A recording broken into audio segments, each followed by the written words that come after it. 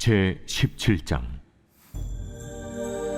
나의 기운이 쇠하였으며 나의 날이 다하였고 무덤이 나를 위하여 준비되었구나.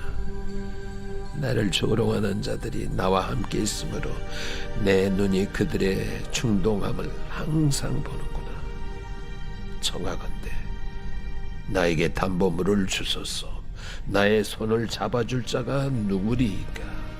주께서 그들의 마음을 가려 깨닫지 못하게 하셨사오니 그들을 높이지 마소서. 보상을 얻으려고 친구를 비난하는 자는 그의 자손들의 눈이 멀게 되리라. 하나님이 나를 백성의 속담거리가 되게 하시니 그들이 내 얼굴에 침을 뱉는구나. 내 눈은 근심 때문에 어두워지고 나의 온 지체는 그림자 같구나.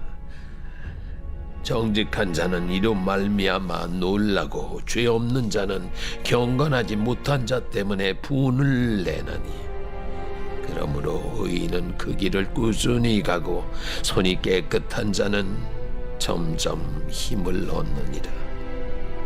너희는 모두 다시 올지니라.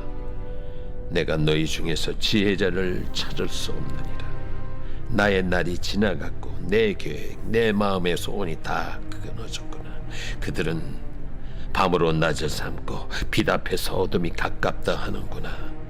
내가 수월이 내 집이 되기를 희망하여 내 침상을 흑암에 펴놓음에, 무덤에게 너는 내 아버지라, 구더기에게 너는 내 어머니, 내 자매라 할지라도 나의 희망이 어디 있으며 나의 희망을 누가 보겠느냐?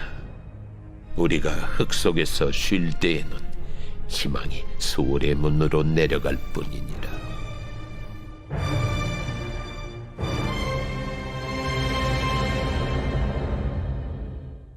아멘. 오늘은 혼자만 아는 사실이라는 제목으로 여러분들과 함께 말씀을 나누도록 하겠습니다.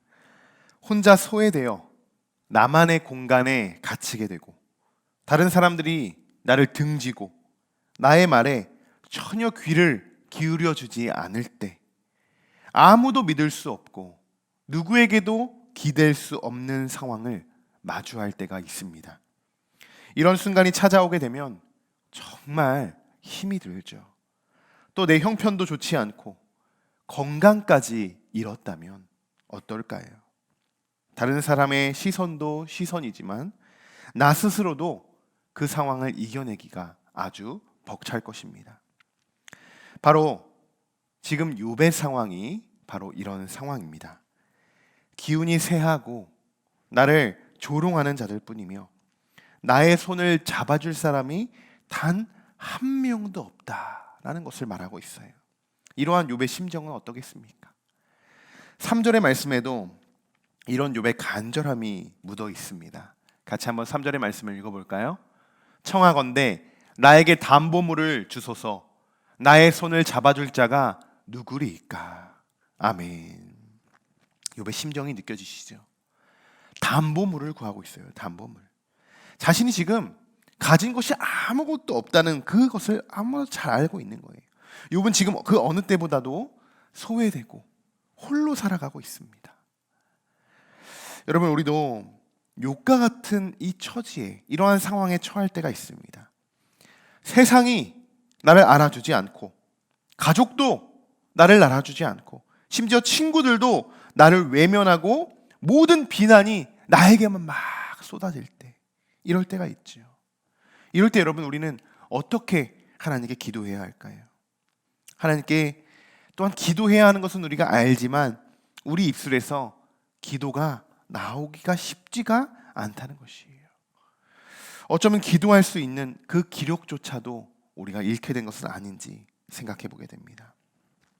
아마도 하나님께 간구하며 축복을 구하는 기도보다는 욥과 같이 이런 상황 속에서 우리는 탄식의 기도를 하나님께 올려드릴 수 있지 않을까, 이렇게 생각이 되어지는데요. 6절의 말씀이죠. 같이 한번 읽어보겠습니다. 하나님이 나를 백성의 속담거리가 되게 하시니 그들이 내 얼굴에 침을 뱉는구나. 아멘. 자신이 겪는 고난이 일단 하나님으로부터 왔다는 것, 그것을 욥은 잘 알고 있습니다. 하나님이 나를 저들의 속담거리가 되게 하셨으니 이제 그들이 나에게, 내 얼굴에 침을 뱉게 됩니다. 침을 뱉고 있습니다. 이렇게 지금 욥이 고백하고 있습니다. 사랑하는 성도 여러분, 이렇게 극심한 고통을 겪고 아무도 우리가 의지할 수 없을 때, 의지할 사람이 아무도 없을 때, 여러분 그럴 때 우리는 누구를 바라봐야 할까요? 여러분도 하나님밖에 없다는 것, 하나님만을 바라봐야 한다는 것 여러분도 잘 알고 계실 겁니다. 나의 기운을 되찾아 주실 분도 하나님이시고, 나를 지키시고 나를 인도하시는 분도 하나님 한 분이십니다. 그리고 아무도 잡아주지 않았던, 소외되었던 나의 손, 그 손을 다시 잡아주시고 나를 일으켜주시고 나를 밀어주시는 분, 그분이 하나님이라는 것을 오늘도 다시 한번 기억하며 우리 마음속에 깊이 새겨야 하는 줄 믿습니다. 이것만 우리가 기억한다면 사람들이 내 얼굴에 막 침을 뱉을지라도 내가 오히려 근심하지 않고 그 상대방을 오히려 더 긍휼히 바라볼 수 있게 되는 것이죠. 물론 말처럼 쉽지만은 않습니다. 그런 상황들을 겪게 되는 순간이죠. 아주 한순간에 그런 일들이 겪게 되죠. 그 순간 어떻습니까? 예수님의 사람이라는 것을 내가 마치 잊고 그냥 나의 모습, 나의 자아가 확 튀어나올 때가 있어요. 그러니 우리들은 늘 그것을 염두에 두고 그런 갑작스러운 순간에도 내 모습이, 나의 모습, 나의 자아가 밖으로 표출되는 것이 아니라 예수님의 마음이 먼저 반응해야 하는 줄 믿습니다. 그것을 우리가 훈련해야 돼요. 그것을 우리가 훈련해 나가는 그런 과정입니다. 모든 여러분 한순간에 되지 않아요. 그렇게 되기까지는 여러 과정들이 필요하고 또 오랜 시간이 걸릴 수 있습니다. 이런 훈련 과정을 겪으면서 우리 그리스도인들이 성장해 나가는 것이죠. 내가 어떤 상황을 마주하더라도 그 순간 예수님의 마음이 더 빨리 반응하게 되는 거예요. 어떤 상황이 나에 발생합니다. 툭 누가 나를 건드려요. 그 순간 내 자아가 불끈하는 것이 아니라 예수님의 마음이 먼저 나와야 된다는 거예요. 먼저. 그렇게 되기까지는 아주 여러 가지의 시험들을, 환난들을 겪게 되고 그런 여러 가지의 과정들을 통해서 우리가 성장하게 되는 줄 믿습니다. 오늘도 우리는 그런 과정의 연속이겠죠. 오늘 말씀을 듣고 계신 모든 분들께서는 오늘 말씀을 여러분 자신에게 한번 잘 적용해 보시기를 바랍니다. 혹여나 지금 여러분 주변에서 여러분들을 못되게 두는 사람이 있습니까? 욥의 친구들처럼 이렇게 막 고통스럽게 상처를 주고 비방하고 여러분 얼굴에 침을 뱉는 사람이 있습니까? 그렇다면 그것 또한 내가 왜 이런 인생을 살아야 하는지 그것을 비판하지 마시고요. 그것 또한 하나님이 나를 훈련시키는 과정이구나 이렇게 생각하시고 예수님의 마음으로 여러분 이겨내시기를 바랍니다. 그리고 이 사실을 꼭 기억하셔야 됩니다. 그냥 내가 이 상황들을 참고 내가 그냥 이해하고 넘어가는 것이 아니에요. 그런 것이 아니라 인간의 마음으로 그 상황을 참고 이해하고 넘어가면요, 그 상황은 어떻게 모면할지 몰라도요, 당장은 넘어갈지 몰라도요, 우리 마음속에는요 늘 그 상처의 응어리가 남게 됩니다. 그러다 보면 나중에 그게 쌓이고 쌓이다 봐서 나도 모르게 상대에게 화를 내고 내가 상대가 하는 그 마음, 미워하는 마음이 생기고 결국 나도 그들과 똑같이 그 상대를 대하고 대적할 수 있게 되는 그런 상황으로 나도 변해버린다는 것이죠. 그래서 우리는 어떻게 하는가? 여러분 기도로 이러한 문제들을 먼저 풀어나가야 하는 줄 믿습니다. 기도함으로 하나님께 위로를 받고 기도함으로 여러분 문제를 풀어나가야 합니다. 기도함으로. 그래야 예수님처럼 긍휼한 마음으로 상대방을 바라볼 수 있게 되는 것입니다. 자, 또 한 가지 8절의 말씀인데요, 상대가 뭐 어떻게 한다고 해도 우리는 늘 하나님 앞에서 정직해야 한다는 거예요. 정직하게 흔들릴 필요가 없다는 거예요. 8절과 9절의 말씀 한번 같이 읽어보도록 하겠습니다. 정직한 자는 이로 말미암아 놀라고 죄 없는 자는 경건하지 못한 자 때문에 분을 내나니 그러므로 의인은 그 길을 꾸준히 가고 손이 깨끗한 자는 점점 힘을 얻느니라. 아멘. 자, 정직하고 의로운 자 어떻게 된다고 쓰여 있습니까? 그 길을 꾸준히 걸어간다는 거예요. 하나님의 길이겠죠. 예수님이 걸어가신 그 길이겠죠. 꾸준히 걸어갈 수 있다는 것입니다. 그리고 손이 깨끗한 자는 어떻게 됩니까? 점점 힘을 얻는다는 거예요. 힘을. 자, 그런데 경건하지 못한 자는 어떻게 된다고 합니까? 경건하지 못한 자는 분을 낸답니다. 분을 낸다고 쓰여 있어요. 분을 낸다.